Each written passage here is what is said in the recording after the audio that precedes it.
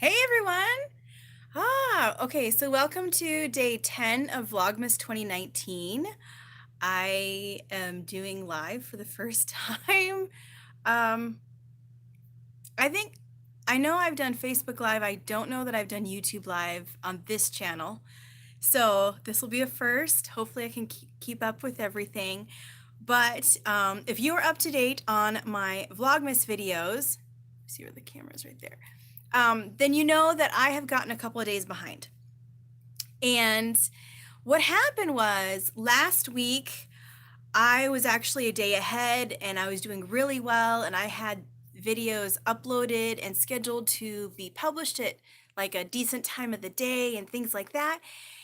And then the weekend hit, and on the weekend is my busiest, and because that's when I do my second job, and I just kind of ran out of time to film and edit and that kind of thing.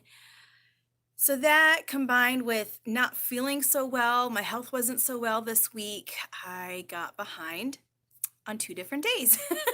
So I'm doing this live Q&A just as a way to catch up. Hey, I see a couple people are live with me. Go ahead and comment and just kind of say hi, tell me who you are. But I have looked through some of the questions that have been in comments of other Vlogmas videos. And for some people, I answered them directly, but I thought it might be good to kind of discuss some of those questions here in a live Q&A. And so if you have other questions I haven't gotten to yet, or maybe you're not even on my list, go ahead and make a comment and I will get to that, and we'll spend a little time here answering questions.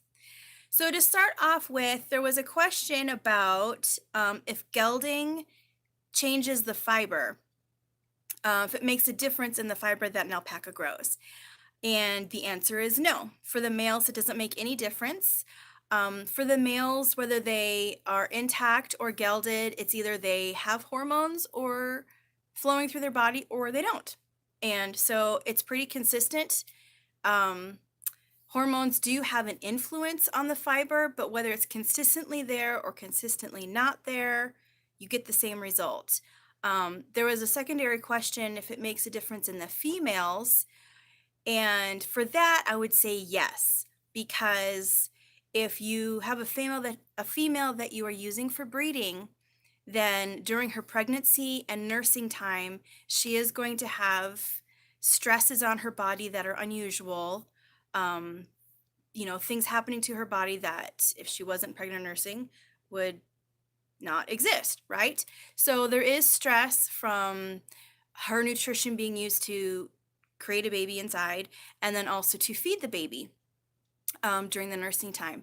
So you can have fluctuation in the quality of her fiber, and that is why you need to be aware of what nutrition she is getting and give her supplements, extra alfalfa or extra, say, pellet supplement of some kind. Just kind of be mindful of that. But the difference, I will say, the difference is not so extreme that it makes it unusable or that type of thing. Something you do need to be aware of for all alpacas when it comes to a fiber is if they go through a stressful period, that is going to create a weakness in the fiber. So at the time of their life when they're growing that fiber during the stress time, it's going to make that fiber weak, meaning when you shear it in the spring and you take the staple length of the fiber and you tug at it, if that weak point exists, then that fiber is just going to break. And that's when you can think of maybe if weaning of a cria happened too drastically, or the death of a parent, or moving to a new farm or ranch, anything like that, that would be a high stress time, can create a weak point in the fiber. So that's why you want to minimize those occurrences. And when they are happening, just kind of make things easier on them, or know that that is a result that you might be getting in your fiber. And if it's like a one-time thing, you just kind of take it as it is and know that's in the fiber, but it's not going to be like an annual thing that happens. Does putting the salt water in the water also help with the salt intake? So this was a question from the video where I was putting saltwater bottles in the boys' water tank. That was an effort to have something continuing to float on the top of the tank so that the surface of the water wouldn't freeze very easily. It wouldn't keep it from freezing, but it would hopefully prolong the freezing because my boy's water tank is not heated. So, of course, the cold is going to affect that. And the direct answer is no, because the salt water in the bottles was not a part of the water that they drink. Hello, Laura. Welcome. Um, but the follow-up question was, do you still have to give them a salt lick? So we do provide salt, free choice salt to alpacas as well as free choice minerals. And the salt I'll put out during the summer because that's typically when they need it, when, hot weather. But they don't need very much. I bought a little salt block. I forget the weight of it. I mean, you can get the big 50-pound ones, which cattle people tend to do because cattle like lick a lot. They go through it much more quickly than alpacas. And I think I probably got a little 5-pound brick. Like it was a little brick. And I still have that in my girls' barn, and it's probably been about 4 years. So they do lick on it. Not exactly lick. They kind of, with their lips, they kind of, you know, get the salt on them. But they're not so much lickers like some other animals are. Um, but if you provide free choice minerals, meaning minerals for them, whether it's specifically alpaca or like a general mineral that's appropriate for them, and you just have that out all the time, meaning when they know that they need that extra boost of minerals, then they'll go and eat it, right? So salt is a part of that. And the extra salt block I do leave out, but they don't utilize it very much. There's a few of them that will, but like I said, it still exists. Maybe I'll take a picture of it. It still exists from 4 years ago, and there's indents in there from them using their lips to get some of it off. But like, I don't know if I'll ever need to buy another one. All right. Deworming. This question, how does deworm affect your alpacas? Oh, I think this is about M-worm, the question about M-worm. For those of you who've been following my videos, I have been dealing with M-worm this year, especially in my big boy group. I think I saw the last of it. There's no guarantee, but the last boy that had any signs has gone through his treatment, and I'm not seeing signs in anybody else at this moment. I am keeping an eye out for signs in some of the other ones, but as for right now, everything is good. But M-worm stands for meningeal worm. And I actually am going to do a video specifically on meningeal worm, what some of the signs are, what some of the treatments are, some of the preventive measures that you can take, because this is like the one true health concern that we have with alpacas, especially in North America. I mean, that's obviously the region that I know.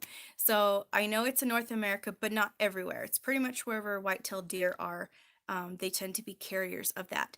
So it's something that they ingest just from grazing. So I'll go more into that in another video. But yeah, okay. So I think he answered all of that. There was a question about the difference between llamas and alpacas, and I have a whole video on that already. If you go to the homepage of my YouTube channel, and there's a search bar that you can use to look that up, or look up llama alpaca ranch. Like that video should come up, and you'll see Bridget. I know Bridget was the llama that I used, and I forget who was the alpaca that probably was standing next to her at the time, but I talk about the differences between the two. And when you see them side by side, it's very obvious that they are different animals. And I know in our culture, llamas and alpacas, that they're really trendy right now in decor and like kids stuff and clothing. But people still mix them up and not really know that there's a difference. And they see a llama, say alpaca, they see alpaca, they say llama, because the public really doesn't know enough to know the difference. So I made that whole video to distinguish between the two. Um, and then the last question is, do alpacas show an interest in music? And to be honest, I've not paid much attention. There are some times when I go and I do chores and I have music playing on my phone. I'll have my phone in my back pocket while I'm doing stuff. They, of course, they hear it, but I don't know if it makes much difference. Um, and sometimes I'm humming and singing, and they kind of look at me like I'm crazy and walk away. Um, but I've not done any kind of experimenting with that to see how music affects them. If you are an alpaca owner and you've done any experimenting with that, um, comment below and let us know. This video is going to be up for quite a while.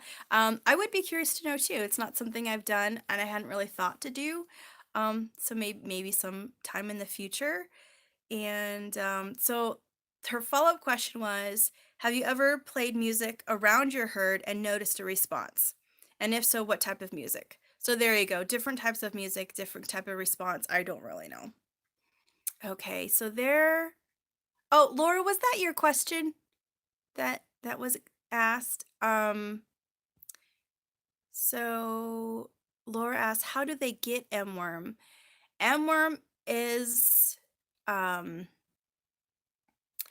it's something that they ingest. It actually travels with the snail that comes with white-tailed deer, at least into my area.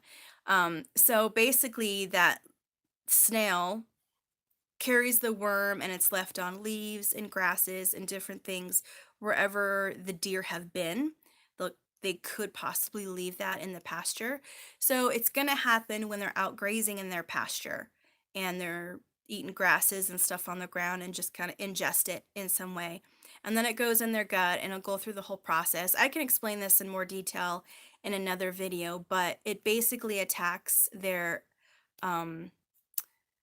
nervous system. And ultimately it'll travel up into their brain and that's how they die.